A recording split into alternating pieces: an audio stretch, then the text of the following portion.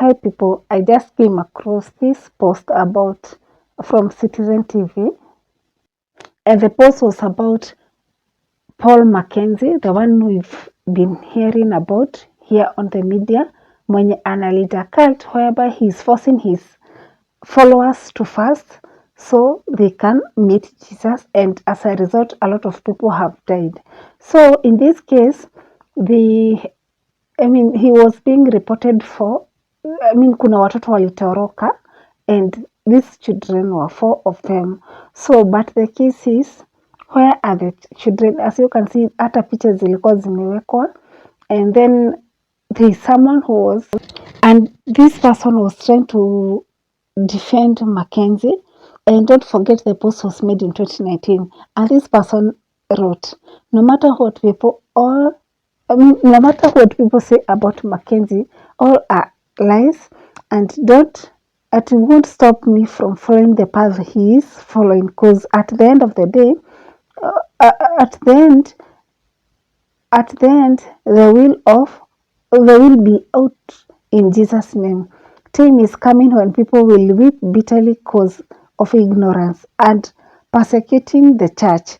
Jesus is truly coming to judge the world. Just imagine, this someone who was trying to defend Mackenzie, and people have tried to follow up if she's still alive, because this was in 2019. And when you go to her Facebook page, the last time she was active was in 2022. So people are asking, kama this person ama any other follower was defending the pastor that much, does it mean that she's among the people who have died? But that is not the case, guys. The case is, when did we start believing in people more than believing in God? Imagine the way you defend your pastor, the way you defend your church leader, the way you defend those priests or whoever, the person you try to defend, maybe here on social media. And in a matter like this one, this person was supposed to ask maybe herself, but what happened to pastor? Is he doing the right thing? Am I on the wrong path? But you see, she had already been poisoned, and there is nothing that could be done about the case. So it is up to us to always believe, as in to stop believing in people and start believing in God. There's a big difference between believing in a pastor and believing in God. Like this one seems to be believing so much in Jesus. Believing so much in pastor and associating him with Jesus. But when you think about it, it's not like it's not like she believes in Jesus. She believes more in Jesus that the pastor is preaching. But when did we stop reading our Bibles? Kindly, let's go back to true Christianity. Let's read the Bible, interpret it ourselves, and know the people we are supposed to follow, not just following anybody. Because when you follow just anybody, we are going to lose it. We are going to lose it. And it's so bad that we are putting our children into this mess. Let's stop believing in people. People are not God. People are not God. Guys, ilifikaje to the point that someone can fast until fast to die just because he or she has been advised by the so-called prophet or pastor? Ilifikaje hapa? You can imagine how the journey that these people have had for them to get to this point that they can't make their own decisions. Yeah, you saw one of the survivors, a woman, saying that, don't forget, she lost her husband through the same, but for her, she had to run away. Why? Because she realized that her children were suffering from what the prophet or the pastor had told them. So for her, she had to go, but she left the husband and the husband died. So you can imagine, by the point you are reaching to, by the time so you can imagine, by the time unafika to that point that you can't question anything that your pastor or religious leaders leader tells you, it means that umebebewa akili. Let me use that word.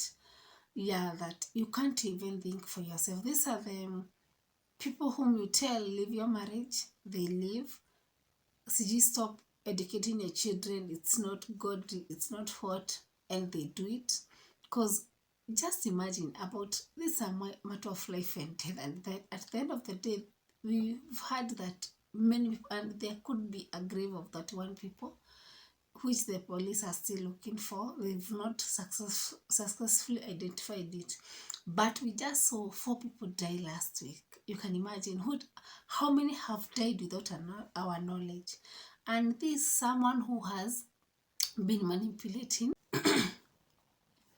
This someone who has been manipulating his followers. But just look at him. He's so healthy.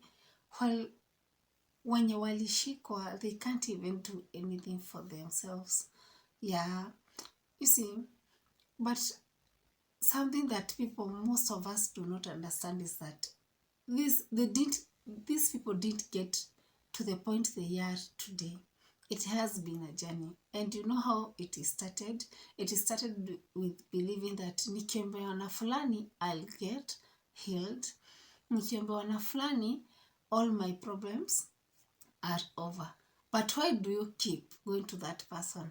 Kwa sababu ashaku, like this person has already, how can you say it, like you can't even make your own decisions.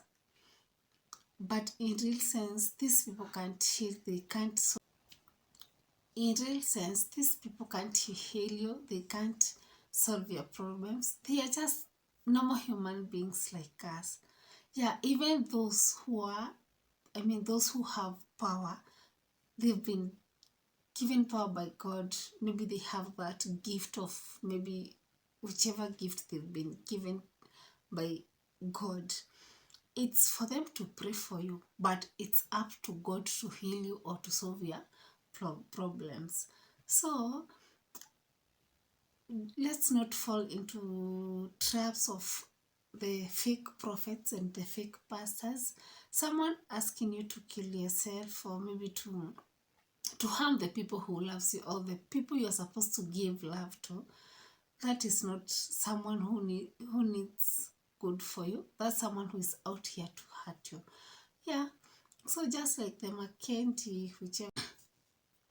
So guys, avoid these scams. Someone who starts telling you that sijui nyota yako imeenda wapi, sijui it was taken by someone. That's someone who is creating an enmity between you and the people who loves you, between you and the people you are supposed to love. Imagine someone asking you that your own daughter, or maybe your own son, or any relative costs you harm and all that, and then asking you to avoid them, to do this, to do that, not to eat this, not to eat that. And for them, they are so healthy, they are eating well. Yeah, so I don't know what they achieve by this, apart from asking for sadakas, of course.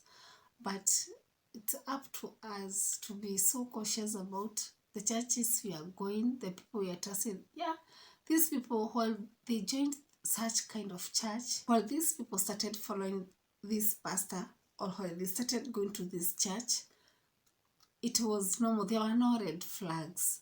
But red flags starts coming in while the person has already given all his life and maybe all the secrets to the pastor and to the church.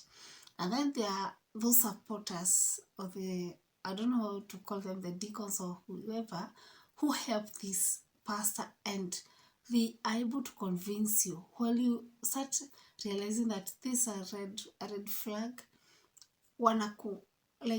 wanakuvuta sana on their side, and they show you that the pastor or the prophet is right and you are the one who is wrong. Someone is poisoning your mind and you can't even move. These are the people who they make you believe that they are right and every other person in your life is wrong. So they poison your mind and you follow them blindly and do everything that they say. They ask you to hate someone, you hate them. They ask you to do this, you do it. Yet, it's not even in the Bible. Yeah, so I hope we are going to learn from this case of Mackenzie and we are not going to be victims. Bye guys. Bye bye.